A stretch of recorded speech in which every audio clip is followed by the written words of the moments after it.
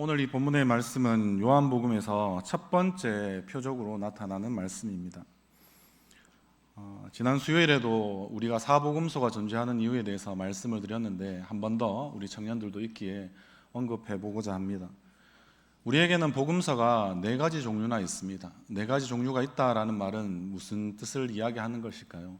복음이 그만큼 다채롭다라는 뜻입니다. 복음이 다채롭다라는 말은 우리가 복음으로 알고 있는 예수님이 그만큼 우리 가운데 이 땅에 오셔서 보여주신 모습이 우리가 생각하는 상상 이상으로 다방면에 다양한 색깔을 나타내어 보여준다라고 할 수 있다는 것입니다.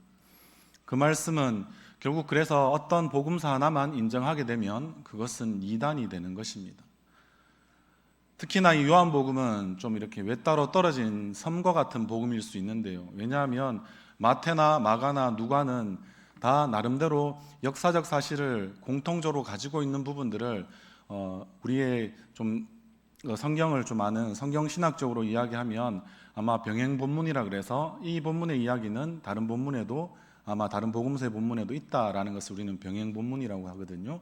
그렇게 같이 볼 수 있는, 참고할 수 있는 구절들이 있어서 조금 더 이렇게 아마 증거로서 봤을 때 좀 설득력이 있는 그러한 것이 마태나 마가나 누가복음입니다. 그래서 각 어떤 의미에서는 좀 다양한 색깔을 가지고 있지만 그래도 마태나 마가나 누가는 또 어떤 그 범주에 이렇게 하나의 우리가 모아둔다라고 이야기하면 그것은 같은 관점을 가지고 있다. 그래서 일부러 공감복음이다라고까지 좀 이야기하기도 합니다. 그러나 오늘 우리가 대한 이 요한복음은 완전히 다른 색깔을 가지고 있습니다. 그리고 구조 자체도 완전히 다른 순서를 따라서 가지고 있는 경우가 있습니다. 오늘의 이 말씀도 예수님이 행하신 첫 표적이 요한복음에서는 아마 이것이 갈릴리 가나에서 행하신 이 혼인잔치에서 행하신 이 놀라운 물이 포도주로 변하는 사건을 이야기해주고 있지만 다른 복음서에서는 꼭 그렇지 않다라는 것도 우리가 염두에 볼 필요가 있고요. 그리고 특별히 왜 그러면 요한복음에서 요한은 이 첫 표적으로 이 갈릴리 가나의 혼인잔치에 이 표적을 들어서 우리에게 먼저 도전을 주는 것일까라고 우리는 생각해 보아야 한다는 의미도 가지고 있습니다. 이렇듯 요한복음에서 이 표적이라고 하는 것은 쉽게 말해서 우리가 다 운전을 많이 하시니까요. 이제 또 운전면허를 따는 우리 청년들도 있지 않습니까? 쉬는 시간들이 많으니까 아마 또 시험을 치고 난 다음에 대학교 들어가기 전에 또 아무래도 또 운전하고 싶은 그런 마음들이 있어서 많이 운전면허를 따고 있는 걸로 알고 있습니다. 그렇게 운전할 때 우리가 가장 중요한 것은 무엇입니까? 자기 마음대로 가면 됩니까? 그러면 이제 큰 사고가 이제 나기 시작하게 되죠. 그리고 잘못하면 이제 뭔가 사회에 우리 신입생들로 치면은 진출하기 전에 벌써 또 경찰서가 가까워지고 또 더하면 더 큰 문제가 일어나고 이럴 수 있습니다. 그러면 중요한 것은 무엇입니까? 운전을 할 때는 차의 기능에 대해서 잘 알고 그리고 또 이제 이 차를 어떻게 작동하는 것도 잘 알고 하는 것도 중요하지만 그보다 더 중요한 것은 교통 신호를 잘 아는 것이죠. 다른 말로 하면 그 신호가 결국에는 사인인 것입니다. 일명 표지판이라고 이야기하죠. 이 표지판을 잘 봐야 내가 원하는 목적지까지 문제없이 이르를 수 있습니다. 아마 요한복음의 요한도 7가지 표적을 통하여서 우리가 어떻게 예수님께 더 잘 나아갈 수 있겠는가, 그리고 예수님을 더 잘 알아갈 수 있겠는가라는 것을 요한의 시각에서 보여주고 싶어 하였던 것입니다. 그리고 왜 이 요한이 훨씬 더 중요한 사람이냐고 이야기하면 요한복음 13장에서도 그러한 표현이 나오지만요, 최후의 만찬에서도 예수님의 품에 안겨있던 사람, 예수님과 가장 친밀한 사람, 그 제자 중에 이름 하나가 바로 오늘 이 복음서를 기록한 요한입니다. 그래서 우리가 요한의 시각도 상당히 소중하게 우리가 생각하고 우리는 요한복음을 바라보아야 한다라는 것입니다. 그분이 궁극적으로 누구신지, 행한 일이 무엇인지를 결국에는 우리가 알려면 이 표적을 따라서 우리는 요한복음을 잘 읽어낼 필요가 있는 것입니다. 우리 4절의 말씀 우리가 함께 같이 읽도록 하겠습니다. 시작. 예수께서 이르시되 여자여 나와 무슨 상관이 있나이까? 내 때가 아직 이르지 아니하였나이다. 아멘. 조금 생뚱맞기도 하지만 예수님의 어머니를 만난 예수님께서 이렇게 이야기하시는 겁니다. 요청하신 요청이 아마 좀 합당하지 않다라고 예수님께서 생각하셔서 이렇게 대답을 해주신 거라는 생각이 듭니다. 여기에 보면 예수님의 어머니 마리아가 아마 친척 관계에 되는 어떤 분의 초청을 이렇게 받게 되었고, 거기에 초청받아서 간 자리가 혼인잔치였습니다. 그리고 예수님과 그들의 예수님을 따랐던 제자들, 요한복음 1장에 예수님이 제자들을 부르신 장면들이 쭉 나오거든요. 오늘 오전에도 목사님이 말씀하셨던 것처럼 나다나엘이나 빌립이나 이런 사람들이 그 가운데 부름받은 사람들 중에 대표적인 사람들입니다. 그렇게 그들이 같이 함께 예수님과 제자들도 이 혼례에 청함을 받게 되었다는 거죠. 결국에는 그러한 이 혼인잔치에서 중요한 것은 이 포도주가 떨어지는 사건이 결국에는 발견하게 되었고, 그것을 이제 알게 된 예수님의 어머니가 결국에는 예수님에게 이와 같은 요청을 하는 거죠. 포도주가 없다라고 말씀하시니까 예수님이 지금 오늘 4절에 우리가 같이 읽었던 것처럼 그것이 나와 무슨 상관입니까? 라고 이야기하는데, 그 앞에 좀 더 충격적인 것은 우리의 문화권에서는 상당히 충격적이죠. 여자여라고 이야기하였으니까요. 그런데 이 여자여라는 표현은 상당히 중요하긴 합니다. 요한복음 말미에 예수님이 십자가에 못 박히실 때도 예수님은 자신의 어머니 마리아를 아까 이야기했던 자신의 품에 품어주었던 제자 요한에게 결국엔 그 십자가 앞에서 부탁할 때 그때도 여자여라는 이 호칭을 사용합니다. 그렇게 어떤 의미에서는 우리로 봤을 때는 생경한 표현이지만 좀 생뚱맞은 표현이죠. 요즘으로 치면은. 그런데 이 생뚱맞은 표현을 쓰신 이유는 반드시 의미가 있었기 때문에 그렇다라는 겁니다. 자신이 이제는 더 이상 한 어머니를 섬기는 아들이 아니라 하나님의 부르심에 따라서 이제 새로운 하나님의 원하시는 그 사역, 우리가 공생애라고 이야기하는 자신을 드러내시는 그 3년간의 사역의 시작에 있었기 때문에 아마 이 표현을 꼭 쓰셨던 것 같다라고 보입니다. 여하튼 이런 것을 통하여서 예수님은 아직 자신의 때에 대해서 결국에는 이야기해주고 있습니다. 이 때라는 것은 결국 무엇입니까? 예수님이 이 땅에 오셔서 가장 중요하게 생각했던 때는 무엇이겠습니까? 자신이 십자가를 지는 때를 이야기하는 것이죠. 그리고 그것을 통하여서 예수님께서는 고난의 극치도 경험하게 되시지만 그 고난의 정점에서 결국 예수님은 영광을 받으시게 되는 이 때를 예수님은 늘 생각하고 자신의 지금 처음 발걸음, 이 공생애의 시작의 발걸음을 하게 되셨다라는 것을 결국에는 이때에서도 우리는 살펴볼 수 있다라는 것입니다. 우리가 5절과 7절의 말씀 가운데서 우리 7절의 말씀 그리고 5절에서 7절까지의 말씀 같이 한 번 더 합독하면서 읽어보도록 하겠습니다. 시작. 그의 어머니가 하인들에게 이르되 너희에게 무슨 말씀을 하시든지 그대로 하라 하니라. 거기에 유대인의 정결 예식을 따라 두세 통 드는 돌 항아리 6이 놓였는지라.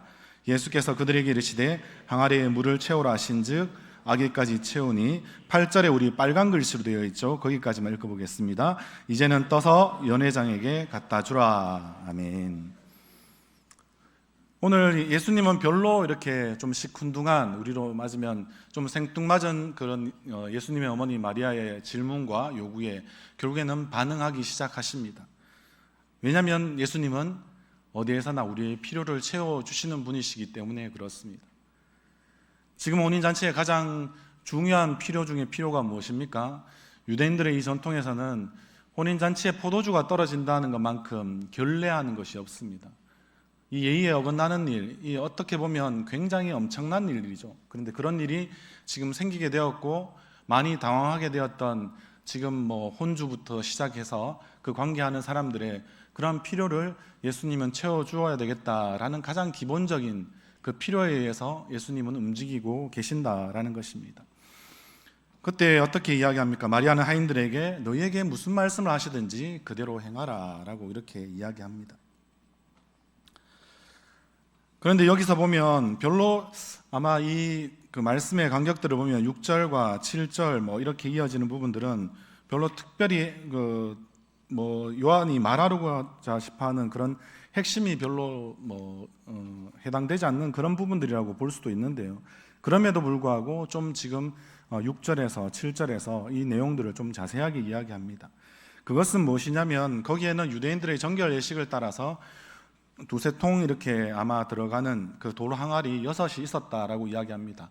예식장에 이렇게 또 오고 뭔가 음식을 대하고 하면 유대인들에게는 정결법이 있어서 꼭 이렇게 물에 자신의 이제 그 손을 씻고 그렇게 음식을 먹는 그러한 유대인들의 율법이 있습니다. 그것에 따라서 지금 이제 혼인 잔치이다 보니까 큰 돌 항아리 6개가 이렇게 놓여 있었다고 합니다. 이것은 앞에 이야기 말씀드린 대로 요한은 조금 역사적인 사실과 좀 다른 부분들이 많이 있지만 이것은 성경 고고학적으로 최근에도 이 돌 항아리 6개가 갈릴리 가나 지방에서 실제는 발견되었다는 약간 TMI지만 이 말씀도 한 번 더 드립니다. 그만큼 근거 있게 가나의 혼인잔치의 표적은 역사적인 사건이었다라는 것을 다시 말해주고 있다는 것입니다. 여하튼 이 항아리에 드는 그 물의 양을 좀 따져보면요, 실제는 한 95리터 정도 들어갈 수 있다고 합니다. 95리터 엄청나지 않습니까? 우리가 코카콜라 한 병이 보통 1.5리터니까 그것에 수십 개가 지금 들어가야 되지 않습니까? 단순히 계산해봐도 그만큼의 많은 양, 한 60개 정도가 들어간다고 생각할 때도 많은 양이 들어갑니다. 그것이 6개 있었다는 겁니다. 그렇게 치니까 리터 단위로 치면은 거의 한 코카콜라 병으로 치면 360개가 될 거고요, 맞죠? 그것의 양을 치면 한 570리터 정도가 되는 상당한 양의 물이 필요했다라는 것입니다. 그것을 물을 떠서 연회장에 갖다 주라라고 결국에는 이야기하죠. 이것에 순종했던 하인들의 수고와 섬김과 헌신은 얼마나 컸을까요? 여러분들 그런 생각들 안 해보십니까? 이 물 떠주는 이야기를 이야기하자니까 저는 한 가지 이렇게 성경에 또 다른 사건이 생각이 났었는데요. 갈멜산에 아마 여러분들 그 전투라고 이야기하는 엘리야 그리고 바알과 아세라를 섬겼던 그 사람들의 숫자 850대 보통 1이라고 열왕기서에서는 이야기하지 않습니까? 그때 그 제단에 물을 채우는 양이 얼마나 컸다라고 생각하는지 성경학자들마다 계산법은 좀 다른데요. 거기에도 아마 이거보다 훨씬 더 많은 양이 필요했다라고 이야기합니다. 그리고 거기는 또 산이었으니까 거기까지 물을 옮겨 나가기 위해서는 가까운 곳이 잘 없었다라고 생각하고 그 구글 지도를 좀 살펴보면 상당히 그 지중해까지 나아가서 물을 가져온다라고 생각하면 그 엘리야의 그 하나의 어떻게 보면 쇼를 위해서 자신의 어떤 믿음을 드러내기 위해서 얼마나 많은 사람들의 수고 헌신이 거기에도 있었느냐 우리는 주목해 볼 필요가 있다는 거죠. 제가 이 말씀들을 좀 어떻게 보면 지리멸렬하게 지지부진하게 이런 말씀들을 많이 드리는 이유는 우리는 늘 주인공과 또 최소한 조연에만 늘 성경을 읽을 때 우리는 관점이 좀 이렇게 집중되어 있다는 겁니다. 제가 이 말씀을 드린 이유는 오늘의 이 혼인잔치에 또 다른 어떤 의미에서는 주인공, 예수님이 어떠한 일을 벌이셨는지 유일하게 알 수 있는 사람이 되었던 주인공은 바로 예수님의 명령에 아무 말 없이 순종했던 그런 물을 떠온 하인들이었다 하는 것입니다. 이들의 수고가 앞에서 말씀드린 갈멜산의 물을 떠올린 수많은 사람들처럼 똑같이 이 하인들의 수고도 엄청난 수고와 희생과 섬김이 있었다라는 것입니다. 여러분들이 혹시 나는 어떤 의미에서는 인생을 살아갈 때 크게 내 인생의 주인공처럼 보이지 않는다. 우리가 봤을 때는 누구나 대통령이 되어야 되고 누구나 좀 높은 자리에 있어야지 주목받는 그것은 세상의 법칙입니다. 그러나 성경에서는 예수님이 하시는 일, 예수님이 누구신지를 아는 것이 가장 중요한데 그러한 첫 번째 인식을 한 사람이 오늘 이 갈릴리 가나의 혼인잔치에서는 바로 연회장도 아니었고요. 그리고 또 신랑도 아니었고 아마 신부도 아니었을 것입니다. 그리고 또 좀 관계되는 유력한 사람들도 아니었을 것입니다. 오히려 더 그 사실을 안 사람들은 물을 떠온 하인들이었습니다. 왜 그들이 어떤 의미에서는 성경에서는 위대한 사람들입니까? 예수님과 예수님의 명령을 또 따랐던 사람들이기 때문에 그렇다라는 것입니다. 오늘 10절의 말씀도 한번 더 살펴보고자 합니다. 10절의 말씀 우리가 한번 같이 읽어보도록 하겠습니다. 말하되 사람마다 먼저 좋은 포도주를 내고 취한 후에 낮은 것을 내거늘 그대는 지금까지 좋은 포도주를 두었도다 하니라. 아멘. 혼인잔치의 흥이 깨어질 수 있는 이런 중요한 때에 결국에는 이 흥을 깨지 않도록 결국에는 누군가의 수고와 섬김과 헌신이 있었는데 그것은 아까 말씀드린 대로 하인들이 있었다라는 것입니다. 그리고 이것을 통하여서 결국에는 가장 좋은 포도주가 제공되어지는 이 일들을 우리는 어떻게 성경적으로 다시 한번 더 생각해 보아야 하는가라는 것이 중요하다는 것입니다. 실제 여러분들 어떻습니까? 구약의 많은 예언하에서 결국에는 중요한 것은 무엇이냐면 이 혼인잔치와 포도주라는 주제가 구약에서도 많이 소개되어지고 그것을 통하여서 많은 예언이 있어 왔다라는 사실입니다. 그래서 먼저 혼인잔치는 구약에서 특별히 이사야서에서는요, 이 메시아 예수 그리스도가 오시면 모든 것을 다스리게 되시는 그 날, 그것을 혼인잔치라고 표현합니다. 그래서 우리가 계시록 19장 9절에 보면요, 이것도 계시록입니다. 요한 문헌 중에 하나죠. 요한은 세 가지 성경을 기록했는데요, 요한복음과 요한서신이라고 이야기하는 1, 2, 3서와 그리고 요한계시록을 기록하였습니다. 이 요한이 썼던 이 계시록 19장 9절에 보면요, 이렇게 다시 표현하고 있습니다. 요한은 어린 양의 혼인잔치에 청함을 받은 자들이 복이 있다라고 합니다. 어린 양. 그리고 원래는 이 어린 양 앞에 항상 붙는 중요한 수식어가 있습니다. 죽임당하신 어린 양이라고 이야기합니다. 그거는 단지 정확하게 누구만 이야기하는 것입니까? 십자가에 우리를 위하여서 모든 보배로운 피를 흘리신 예수 그리스도만을 가르치는 그런 중요한 표현이죠. 그래서 거기에 혼인잔치에 청함을 받은 자들이 복이 있다라고 이야기합니다. 마태복음 20장 이하에도 보면 한 임금이 초청하는 이 혼인잔치에 초청함이 있습니다. 그 혼인잔치도 결국에는 무엇을 말하는 것입니까? 예수님께서 오시게 되는, 그리고 예수님이 오신 이후에 일어나는 이 모든 이 시대를 의미하는 뜻으로 아마 이 혼인잔치가 결국에는 계속해서 비유로 사용되어졌다라는 것입니다. 여하튼 이러한 혼인잔치도 마찬가지고요. 그리고 포도주도 역시 결국에는 이 구약과 유대 문헌들 많이 그 내용들을 살펴보면 또한 마찬가지로 예수님이 다스리시는 이 시대, 메시아가 통치하시는 이 시대에 결국에는 그 풍성함을 말해주는 가장 적확한 표현으로서, 알맞은 표현으로서 이 포도주가 쓰이고 있다라는 것입니다.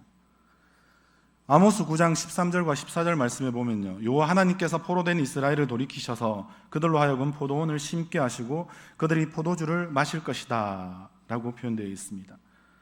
결국엔 하나님이 베푸실 이 메시아의 구원을, 포도주를 마시는 것, 그리고 이 포도주를 마심을 통하여서 우리 안에 일어나는 놀라운 기쁨과 감사와 감격, 그 즐거움들을 여지없이 표현해주는 그것이 바로 이 포도주입니다. 우리가 이렇듯 우리의 삶 가운데 우리는 늘 예수님께서 우리에게 준비해 두신 이 혼인잔치가 있을 것입니다. 그리고 또한 포도주가 있을 것입니다. 그러나 때로는 우리의 인생들을 살펴보면 우리가 원하는 것처럼 우리가 이 혼인잔치가 제대로 잘 이루어지나 이런 생각이 들 만큼 좀 이렇게 안타까운 그런 모습들 우리의 삶 가운데 많이 볼 수 있습니다. 마치 어떤 의미에서는 오늘 일어났던 혼인잔치처럼 예수님이 아직도 뭔가 일하시지 않고 반응하시지 않는 그 혼인잔치처럼 마치 우리 안에 있는 즐거움과 어떤 그런 흥이 다 떨어져 버린 그러한 것이 우리의 인생일 수도 있습니다. 그러나 그 가운데 결국에는 예수님께서 우리 가운데 온전히 문제의 해답이 되어 주신다는 사실을 우리는 알아야 할 것입니다. 우리 안에 그러한 흥이 떨어지고 즐거움이 떨어진 혼인잔치, 다른 말로 하면 무엇입니까? 우리가 늘 겪게 되는 실패나 결핍이나 온갖 것들의 부족함들, 이런 것들 때문에 우리의 삶은 굉장히 혼란스러울 때가 많습니다. 나는 분명히 예수님을 믿고 예수님께 구원을 받았는데 왜 나는 혼인잔치에 즐거움이 없는가? 어떤 의미에서는 잘 살펴보면 우리 안에 실제 포도주가 떨어져 있지 않나라고 생각할 수 있습니다. 그 포도주는 무엇이라고 말씀드릴 수 있습니까? 앞에 말씀드린 대로 죽임당하신 어린 양, 그 예수 그리스도의 보배로운 피가 여러분들의 삶을 아직도 에워싸고 있지 않다라는 뜻이 될 수도 있습니다. 여러분들 그 피에 여러분들이 얼만큼 감격하고 얼마만큼 깊은 감사를 여러분들이 올려드려 본 적이 있으십니까? 그 깊이가 없다면 아마 그 즐거움의 높이도 그 가운데는 많이 없을 것 같습니다. 그래서 우리는 늘 거짓말 같은 가짜 뉴스에 많이 속고 사는 것이 아닌지 모르겠습니다. 분명히 우리의 삶은, 인생은 즐거운 것이다 라고 많이 이야기하죠. 세상에서도 우리의 인생은 행복하게 살아야 된다. 그래서 그들도 어떻게 보면 이 인생도 그들이 비교할 때 혼인잔치와 같다. 그래서 즐거움과 행복을 위해서 전력으로 아마 쫓아가고 그것을 위해서 여러분들의 인생을 걸 만한 것이 있다라고 늘 이야기합니다. 그러나 세상이 말하는 그런 행복과 즐거움을 쫓아가다 보면 결국엔 진정한 그런 의미의 행복이나 즐거움을 우리가 놓치는 경우가 많이 있습니다. 왜냐하면 세상에서 말하는 그 즐거움 가운데는, 세상의 혼인잔치 가운데는 결국에는 예수님도 없고요. 그리고 예수님이 없다 보니 예수님이 끊임없이 제공해 주시는 영원한 우리의 보배로운 피와 같은 포도주가 늘 없기 때문에 그렇다라는 것입니다. 사랑하는 성도 여러분, 우리의 삶 가운데 우리의 가장 중요한 부분들이 아마 좀 이렇게 설명이 필요하다라고 생각되는데요. 제가 이 한 말씀을 더 드리고 이제 말씀을 정리하고 싶은데, 우리가 물과 포도주라고, 이렇게 물이 포도주로 변했다라는 것에 대해서 우리가 이 본문만 보면 잘 이해가 안 되지만 성경은 늘 앞뒤로 잘 살펴볼 필요가 있습니다. 2장 다음에 나오는 3장의 중요한 사건이 뭐냐면 니고데모를 예수님이 만나는 사건이 나옵니다. 근데 니고데모가 어떻게 이야기합니까? 어떻게 사람이 거듭날 수 있냐고 이야기합니다. 다른 말로 하면 실패하고 무너진 인생 가운데 어떻게 다시 일어설 수 있냐고 이야기할 수 있습니다. 다시 시작할 수 있냐라고 물어보는 것과 똑같습니다. 그때 예수님이 뭐라고 이야기해 주십니까? 너는 이스라엘 선생된 자인데 어떻게 이걸 잘 모르느냐라고 이야기하시면서 물과 성령으로만 다시 시작할 수 있다라고 이야기하셨습니다. 우리는 좀 교리적으로는 이것을 거듭남이라고 중생이라고 하고 뭐 그렇게 여러 가지 표현할 수 있지만, 다른 말로 하면, 요즘 표현으로 하면 두 번째 인생을 살 수 있는 기회가 예수님께서 우리 가운데 허락해 주셨다라는 의미입니다. 이 두 번째 인생을 살아가는 가장 중요한 기둥이 뭐라고 이야기합니까? 물과 성령입니다. 결국에는 그러면 물이 뭘까요? 물이 뭘까요? 성령은 무엇입니까? 성령은 우리가 아는 성령이시죠. 성령은 다른 말로 하면 무슨 영이라고 이야기했습니까? 말씀의 영이십니다. 말씀의 영. 그러면 이 물은 무엇입니까? 말씀이죠. 어떤 의미에서는 이 하인들도 중요하지만 하인들이 접했던 이 돌 항아리가 어떤 상태로 있었다고 이야기합니까? 비어져 있었다고 이야기하죠. 여러분들 인생 가운데 말씀이 비어진 인생은 아무런 기적이 일어나지 않습니다. 어떠한 방향 설정도 여러분들 가운데 일어나지 않습니다. 그러나 말씀이 채워지게 되면 어떠한 일이 일어납니까? 나는 그냥 다시 물인 줄 알고 떠서 먹을 수도 있지만 그 물이 놀랍게 무엇으로 변하는 것이라고요? 포도주로 변하게 된다는 것입니다. 요한복음은 실제는 비전의 책입니다. 예수님을 우리가 어떻게 봐야 하느냐의 책이거든요. 이것을 가장 잘, 중생을, 다시 시작을, 두 번째 인생을 가장 잘 설명해 주는 그 시작의 첫 번째 표적이 바로 갈릴리 가나의 혼인잔치에서 물이 변하여서 포도주가 되는 것입니다. 우리의 상식에는 도저히 일어날 수 없는 일이죠. 우리의 상식은 우린 세상을 따르기 때문에 그렇습니다. 그러나 믿는 사람들은 어떻게 됩니까? 그것을 통하여서 더 굳건히 예수님이 나의 온전한 필요가 되시고 나의 삶의 주인이 되시고 나의 모든 영역을 다스려 주시는 그런 왕이 되심을 고백하는 것입니다. 여러분들 지금 어떠한 상태입니까? 어떠한 마음으로 여러분들은 이 자리에 나왔습니까? 때로는 딱딱한 돌 항아리 같은 모습으로, 분명히 인간인데 그냥 물건에 지나지 않는 모습으로 우리가 이 자리에 있지 않습니까? 그리고 그 상태도 또 끊임없이 많이 비워진 상태로 여러분들 삶이 지금 있지 않습니까? 여러분들 물이 채워져야 합니다. 말씀으로 채우시길 바랍니다. 그 말씀으로 채워진 이후에 여러분들의 삶이 어떻게 변할지는 아무도 모릅니다. 포도주가 되었잖아요. 물은 향이 없죠. 포도주는 향이 있습니다. 이 포도주를 통하여서 여러분들이 무슨 향기를 바라게 되는 것일까요? 우리가 늘 많이 이야기하는 예수님의 향기를 여러분들은 바라는 존재라는 것입니다. 그냥 물로 살고 싶으십니까?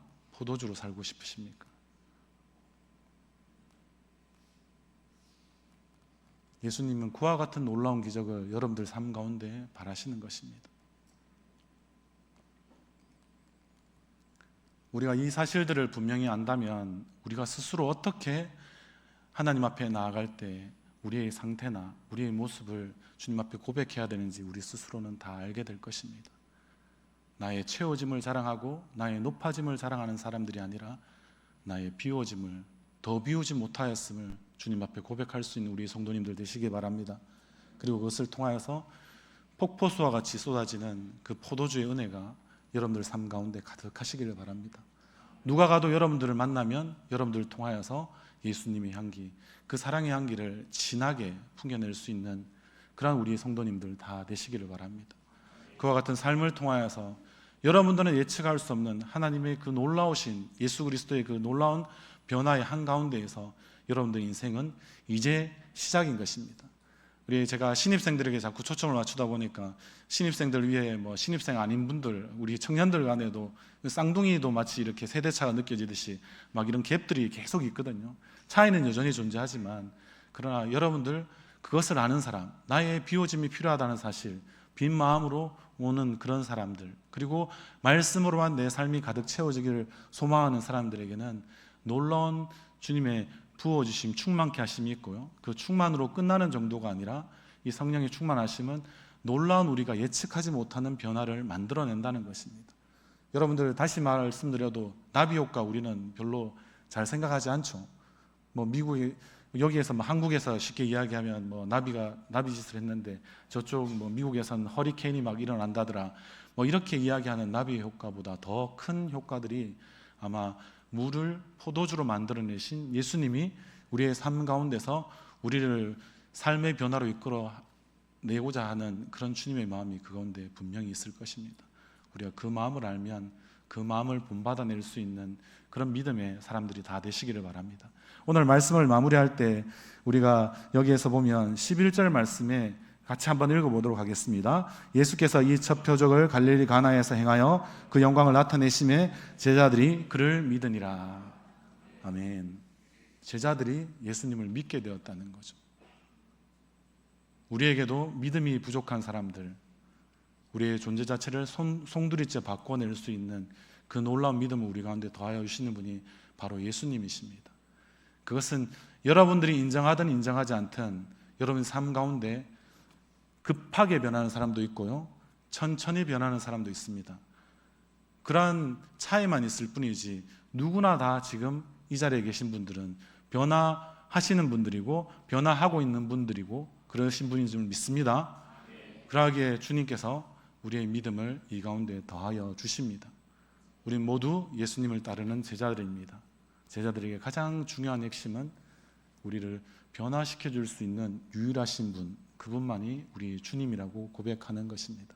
우리 성도들의 삶 가운데도 더 많은, 사랑하지 못하신 분들은 더 많이 사랑하시고요, 더 많이, 그리고 또 베풀지 못하신 분들은 더 많은 베품들을 하시고요, 더 나누지 못하신 분들은 자신의 손으로는 가능하지 못하지만 변화시켜 주시는 주님의 인도하심을 따라서 더 많이 베푸시고요, 더 수고하시고 더 섬기시고 헌신하시는 것을 통하여서 예수님이 내 삶에 어떻게 일하셨는지를 여러분들이 스스로 그 삶의 증인되는 삶들, 그런 삶들을 살아가시기를 바랍니다. 우리를 같이 기도하겠습니다. 사랑과 은혜 많으신 아버지 하나님, 참으로 감사합니다. 오늘도 우리의 삶 가운데 갈릴리 가나의 혼인잔치처럼 우리의 삶에 다 떨어진 그런 슬픔과 아픔과 고통들을 영원한 즐거움과 감사와 행복으로 바꿔주시기 위해서 우리의 삶에 찾아오셨음을 우리는 믿습니다. 그리고 그 가운데 또 때로는 우리에게 포도주가 떨어지는, 예수님을 의지하지 않는 그런 우리의 삶들이 있을 때마다 하나님, 가짜 복음과 가짜 뉴스에 시달리는 인생들이 아니라 진짜 복음, 그리고 그 진리의 말씀에 우리가 귀를 기울일 때 하나님, 그 말씀이 우리를 온전히 변화시키시고 그 충만하신 가운데 우리가 알지 못하는 놀라운 변화를 날마다 우리의 삶 가운데 일으켜주시는 분이심을 믿습니다. 우리가 그 주님만 신뢰하고 그 주님만 믿고 우리가 따라가는 그러한 우리 모든 청년들, 우리 사랑하는 우리 모든 성도님들 되게 하여 주시옵소서. 감사드리며 우리를 사랑하신 예수님의 이름으로 기도드립니다. 아멘.